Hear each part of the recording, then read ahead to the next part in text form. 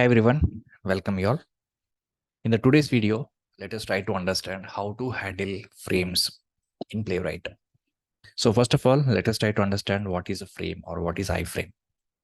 So the iFrame is an element in which the external pages are embedded. So for example, let me show you this application.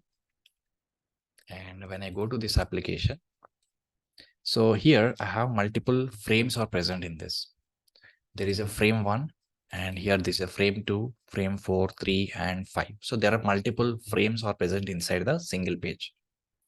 Now, if I look at what is this frame, right? If I inspect this element, frame element, you can see something called frame. You can see there is a tag called frame. Sometimes you can see iframe.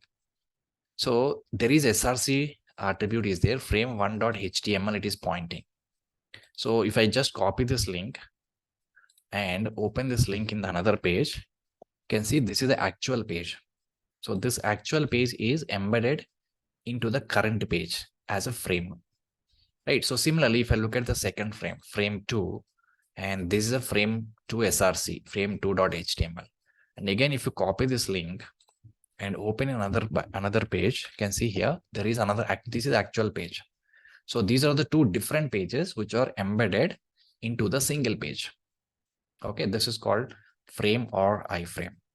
So now, if you want to locate this element or if you want to interact with these elements, we cannot directly interact because those elements are inside the frame. Okay, so if you want to deal with those elements, we have to first switch to this particular frame and then we can handle the elements. So now we'll see how many ways we have in the Playwright to handle the elements inside the frame.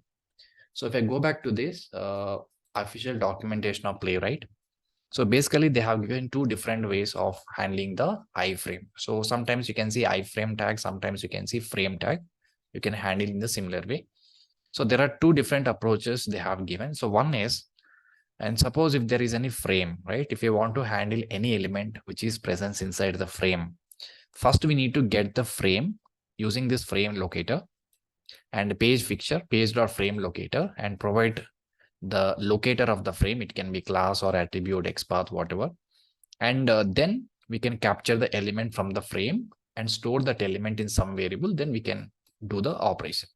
So this is one option which is provided by using frame locator. And by using frame object also we can do it. So there is another function which is called frame inside the same page fixture. And in this, we cannot directly pass the locator. Instead, we can pass either name of the frame or we can pass the URL of the frame. We can directly capture the URL of that particular frame, embedded frame, and we can pass directly here. So this particular function will actually returns the frame. And once we get a frame, then we can access any of the element and we can pass the value into the element. So this is the interaction of the element within the frame. But before interacting with the element, we have to first capture the frame from that particular page, either by passing the name of the frame. If it is available, we can pass the name of the frame. Or if the name is not available, then we can pass the URL of that particular frame, embedded page URL we have to pass. This is another approach, okay? So we'll see both the approaches. First, let us start with this because this is a very popular approach. By using frame, we can capture the frame element and then we can interact with the elements. We can use directly using URL, we can pass, or if the name is present for that frame element, you can pass the name attribute. Only name and URL will be used in this particular approach. Okay, now go back to the VS Code editor. And this is my code, handle frames.spec.java. This is the new spec file which is created under test model, test folder. Now this is a test and expect functions which we have imported from Playwright test model. And then this is the test description or test model, test function. Inside this is a description of the test and async and the page picture we are going to pass. Now everything we can access through the page picture. Now the first step, I'm launching this application using page.goto method. And before handling the elements in the frame, let us find out total number of frames. Actually, how many frames are present inside the page. So for that, we have a method available, total frames. If you want to find, there is a method called await page.frames. So this particular function will return all the frames into a variable. I can store one variable called const all frames. And basically this frames will return an array of the frames. And once it is written array of the frames, we can find out total number of frames which are there inside this array. So simply what we can do is all frames dot length. So this will actually return the total number of frames that I can print by using console.log, or you can put some assertion, whatever. So we can say number of frames. Okay, number of frames, all frames dot length. So this will actually gives you total number of frames which are present inside the web page. Okay, now let me save the file and then go back to the terminal, and then let me just try to execute. So the command is what? npx playwright test, and inside the test folder, handle frames. This is my file name, and handle frames dot spec dot js, and project is Chromium. I just want to run on only Chromium browser in the header mode. Okay, now once it is executed, and now it is got closed. Yes, now you can see there are totally 7 frames are present inside the frames. 7 frames which are present inside the page. So we can capture total number of frames from the page like this. Okay, now let us try to interact with the elements on the page. So as I already told you, there are 2 different ways. By using frame locator we can do, or by using name or URL of the frame that we can pass inside the frame. So the most popular approach is what? Frame objects. Okay, so let us try this first, and then I will also show you how to handle this by using frame locator. Okay, now the first approach 1, using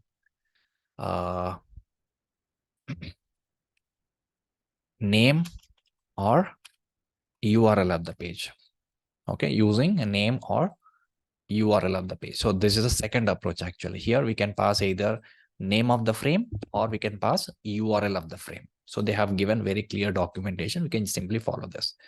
So when I use this option frame, we can pass either name of the frame directly or the URL of the frame, the page which is embedded in the frame, right? That a URL we have to pass.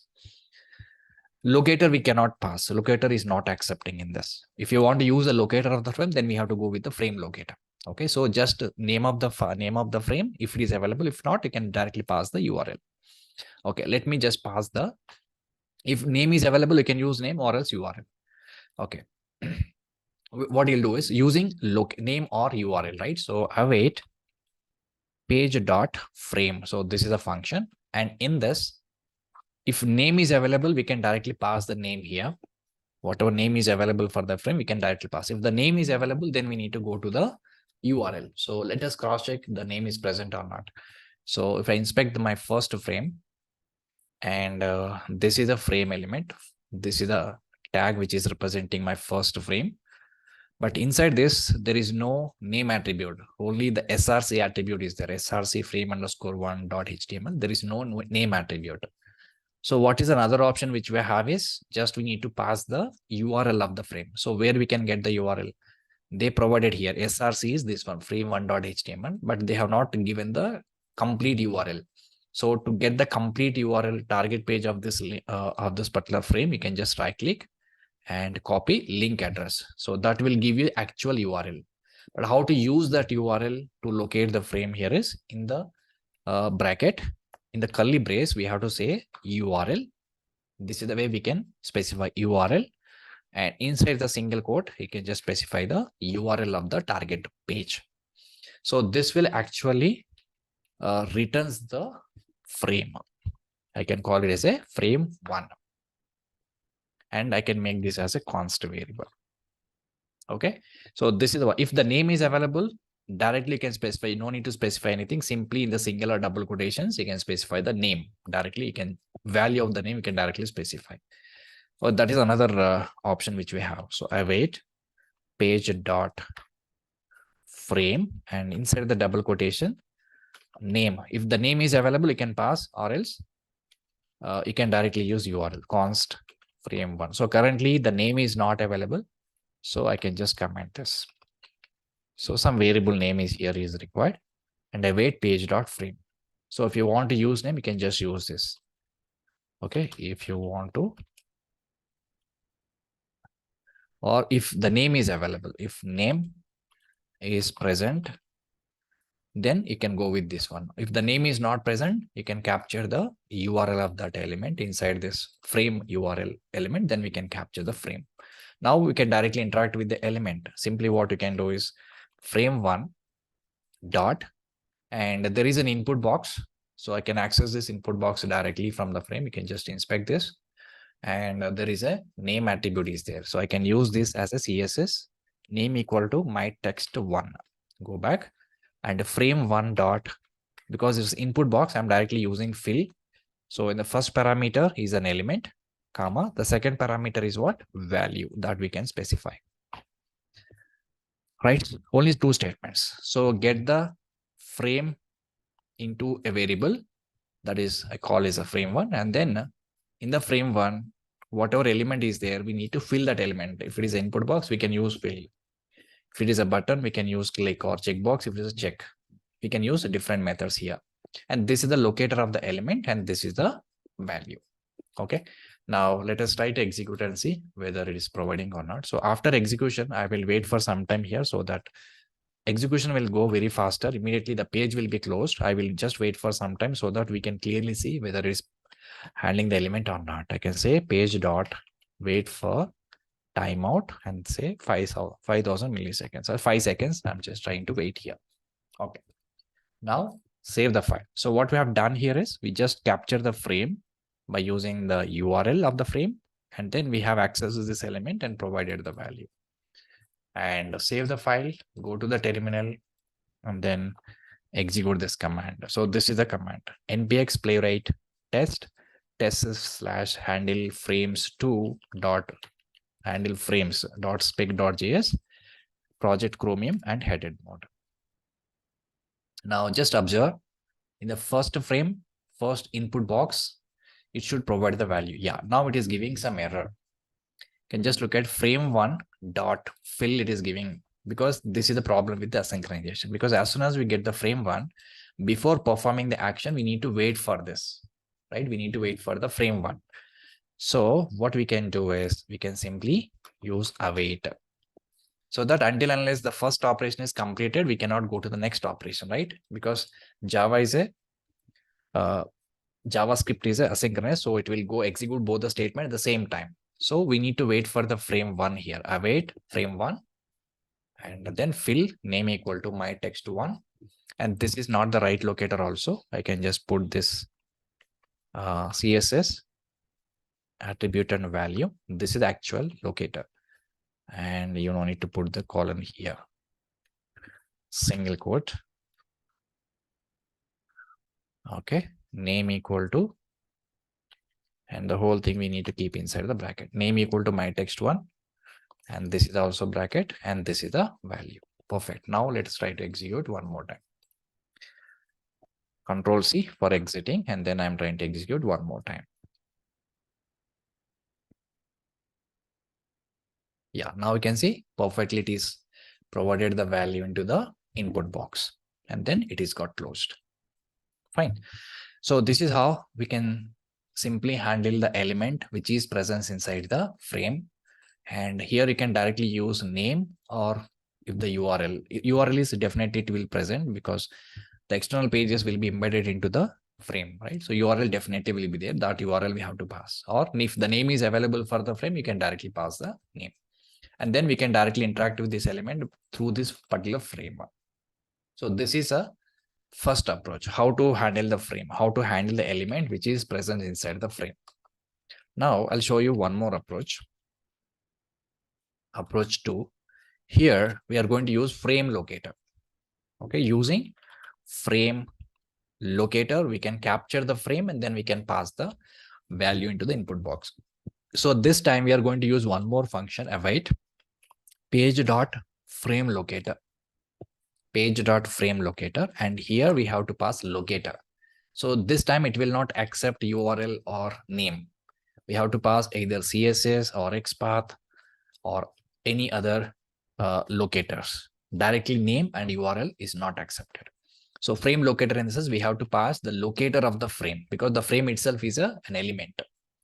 So to what we can do is, let's go back to the application. Let me close this results. Yeah, now we need to find out the locator of the first frame. So if I go back to and see the frame here, this is my first frame element, which is highlighted in the dev tools. And look at here, there are no attributes. Only frame attribute is the frame tag is there and SRC attribute is there. Other than this, there is no attribute. So I'm trying to use this SRC, and or you can take the help of selector hub, and which is automatically generated CSS selector. Okay, now I can just get this locator for that frame one. So what we can do is, in the second approach, in the frame locator, we have to just pass the locator element. So double quotations, inside this double quotation not allowed, so you can simply say single quotes. Yeah, so now this is a locator of the frame element. Okay, this will return the frame, and inside the frame we have a actual element that we need to interact. So dot locator, and here we have to specify the actual element whatever we want to interact with. So this is the locator I already written earlier. Let me just put the same thing here. Okay, in the double quotations. So single statement. Okay, what exactly we have done here is we have just get the frame by passing the frame locator dot the locator. If you want to interact with any element which is present inside the frame, first get the element frame element dot locator and provided the element. So now this will return the element finally.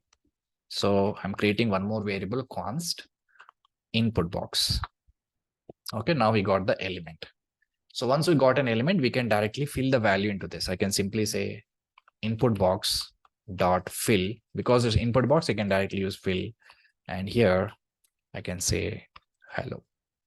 So this is how we can simply handle the element which is present inside the frame. So we need to use frame locator and locator of the frame. And this will actually return the locator, frame locator dot another locator. This is a locator of the element which is present inside the frame. And once you get the element here, then fill with some value. So this is how we can handle the element which is there inside the frame. This is another approach by using frame locator. Okay, now let me save and go to terminal and then execute. npx playwright test a handle frames .spec.js. Okay, now it is launching my page. Now observe the same value hello is got provided inside the frame one input box. Okay, perfect. So these are the two different approaches which we have to handle the frame. So if there isn't any element within the frame, we can directly get the frame by using frame function where you have to pass URL or the name. Then from that particular frame, we can interact with this element.